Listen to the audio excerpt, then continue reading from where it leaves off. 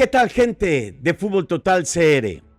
Hoy vamos a hablar de las grandes tragedias futbolísticas que le sucedió a selecciones y equipos de fútbol. Porque el fútbol tiene esas cosas, por eso es impredecible, por eso es el deporte que más le gusta a las masas. Porque cuando más seguro estamos de la victoria, más cerca estamos de ser campeones, con grandes equipos, con grandes figuras, con grandes cracks, con todo a favor. Y al final, al puro final, se queda simple y sencillamente con las ganas de celebrar.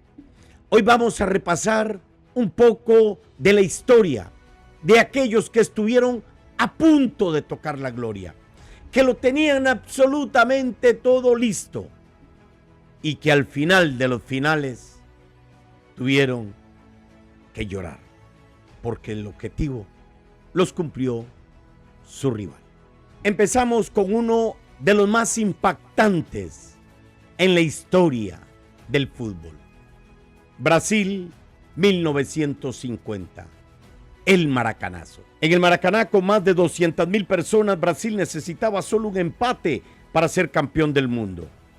El rival era Uruguay, que llegaba como la Cenicienta, pero Alcides Gilla marcó el 2-1 que silenció a todo un país. El Maracanazo no fue solo una derrota, sino una enorme herida nacional. Brasil ya tenía todo listo para celebrar. Hasta los diarios del día siguiente estaban impresos y terminó siendo una de las derrotas más duras en la historia del fútbol. Ustedes se pueden imaginar la enorme tragedia que pudo haber vivido Brasil, que se acercaba por primera vez en su historia a celebrar una Copa del Mundo en su país, con su gente, en el estadio más imponente de la historia, el Maracaná, con 200,000 personas a tope. Brasil, aquella selección que no había faltado a ningún campeonato del mundo. La Brasil que ese día fue el último que jugó de blanco, porque dice la historia que esa o mucha gente lo relacionó con una maldición. Es por eso que a partir de 1950 se generó un enorme concurso para buscar un color con el cual la selección brasileira jugara los partidos a nivel de selección. De allí salió el Scratch de Oro, la camiseta amarilla con la pantaloneta azul y los calcetines blancos. Después de aquella enorme tragedia de 1950, que un país vecino, la selección uruguaya, ojo el detalle, Brasil con solo el empate era campeón del mundo y perdió ese cotejo contra la selección uruguaya. Hay un detalle que no se puede olvidar jamás, y es que los medios escritos de Brasil, un día antes ya habían escrito todo lo relacionado a la conquista del campeonato. Sin duda es una, quizás, cuidado, sino quizás, de las peores tragedias en el mundo del fútbol. Hungría 1954. El milagro de Berna. Pasamos a Hungría 1954, llamado equipo de oro con Ferenc Puskás como líder. Venían invictos por 4 años y ya habían goleado a Alemania 8-3 en fase de grupos. Pero en la final Alemania los dio vuelta 3-2. Una remontada histórica bajo lluvia en condiciones adversas. Aún hoy muchos creen que hubo algo más allí.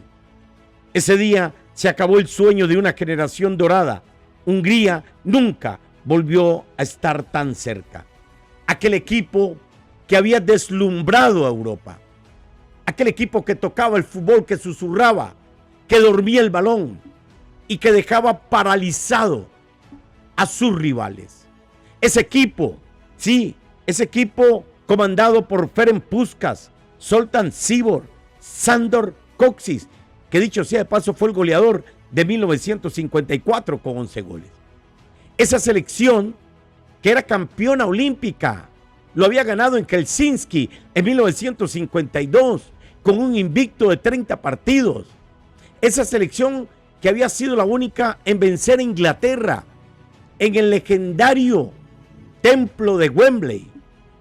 Esa selección húngara no pudo ser campeona del mundo.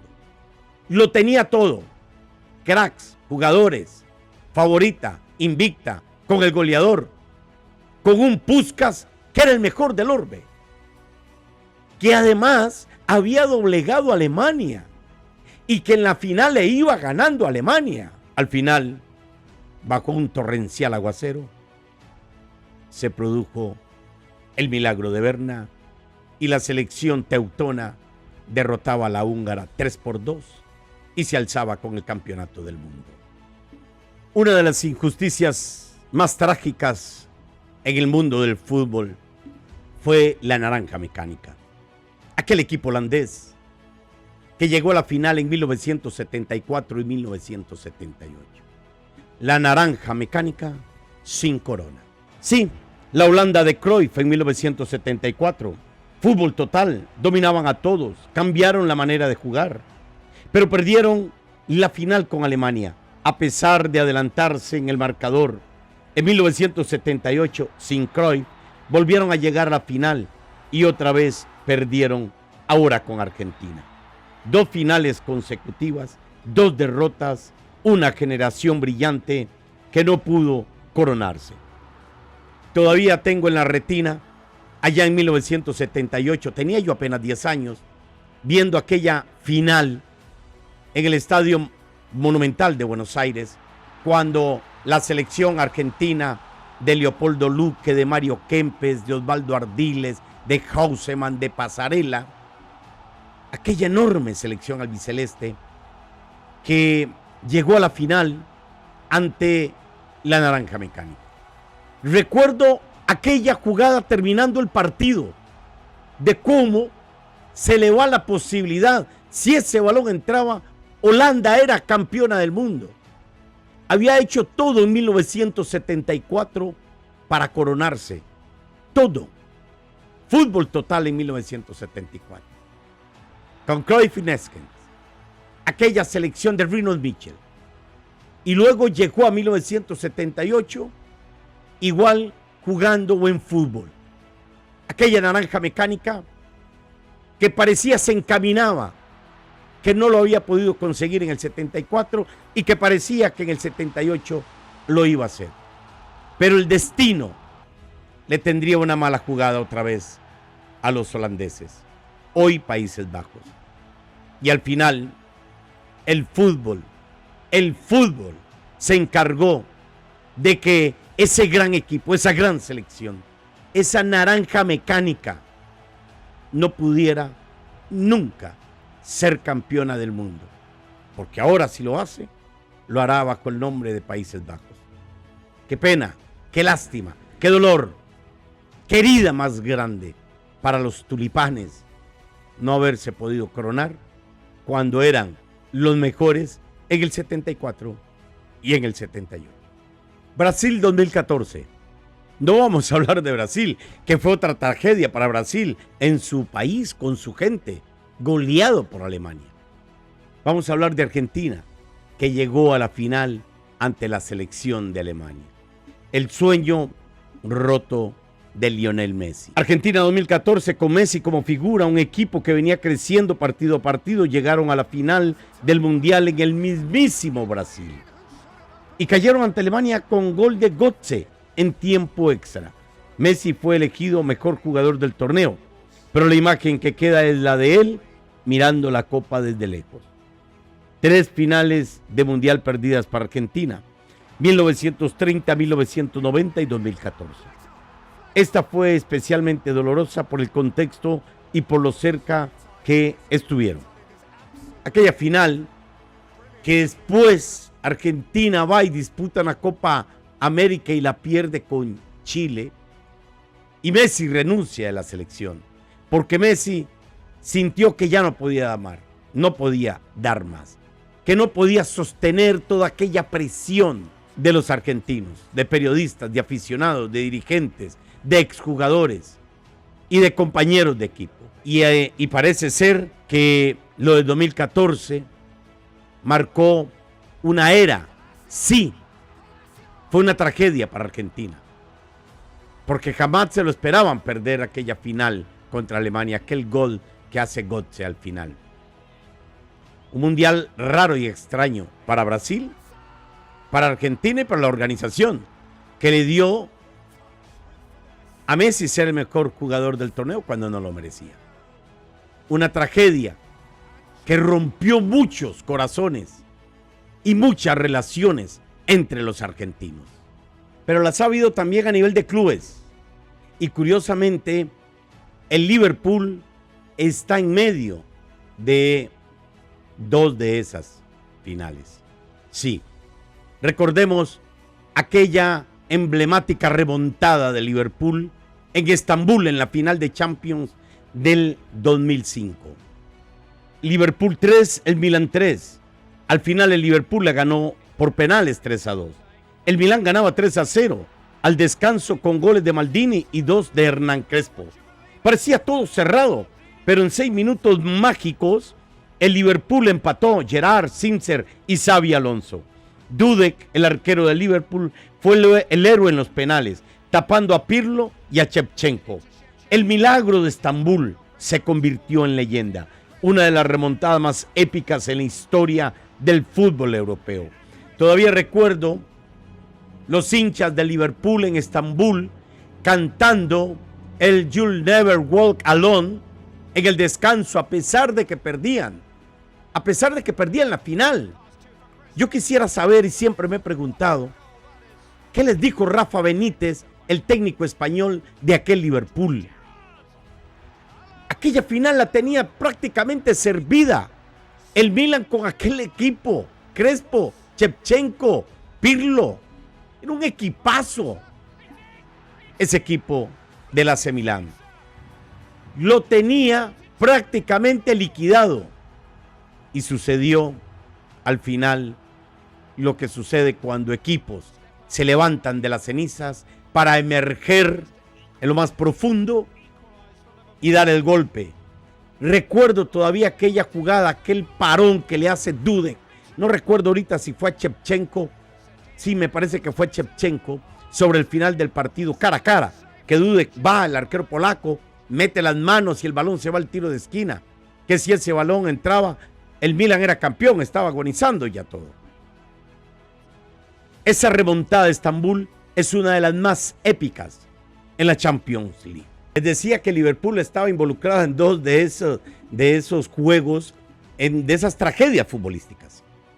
La victoria de Estambul, sin duda, recordada porque tenía tiempo de no ganar nada, ni siquiera la Premier, el Liverpool, y se coronaba en la Champions League.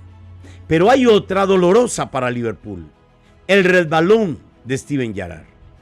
Veamos qué fue lo que pasó realmente en esa Liga Premier que perdió Liverpool. El famoso resbalón de Steven Gerrard en la Premier League 2013-2014, una tragedia moderna del fútbol inglés.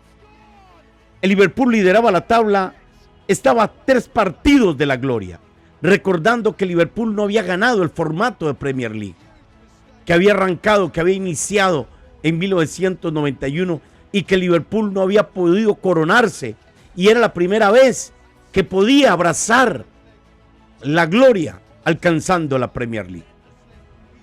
En Anfield ante Chelsea, Steven Gerrard, la enorme y gran figura de Liverpool, resbala al recibir un pase. Demba va, aprovecha el error y marca el 0-1.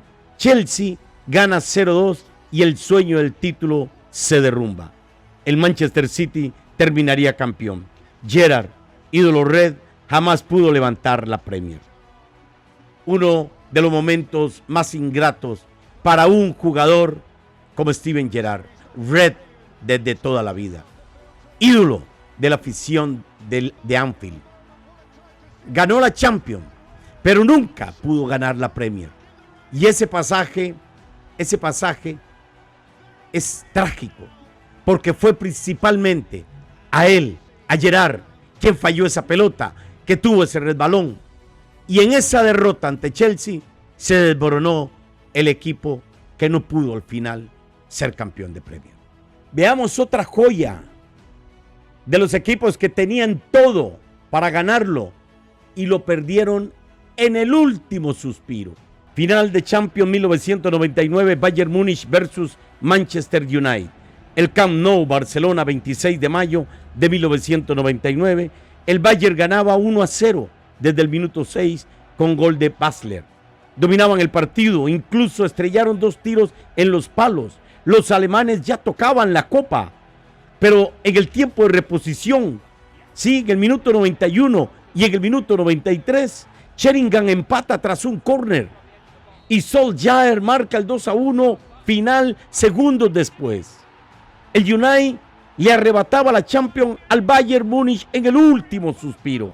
Lothar Matthäus, capitán bávaro, ya había sido sustituido pensando en la celebración. Ese es el fútbol. Lo ganaba muy fácil, muy sencillo. Y al final, el United le arrebata la Champions al Bayern en aquella dolorosa final para los de Múnich, celebrada en el Camp Nou de Barcelona.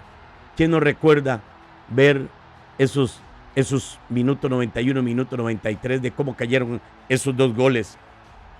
Sobre todo el del Solskjaer, que desata la locura, porque ya el partido prácticamente expiraba. Y sin necesidad de ir a tiempo extra, el Bayern Múnich perdía lo que lo ganaba desde el minuto 6, y al final la gloria fue para los de Alex Ferguson. Y cerremos con esta que se dio en el fútbol de Costa Rica. Una final que le duele todavía a los aficionados a la Liga Deportiva Alajuelense. La final del centenario.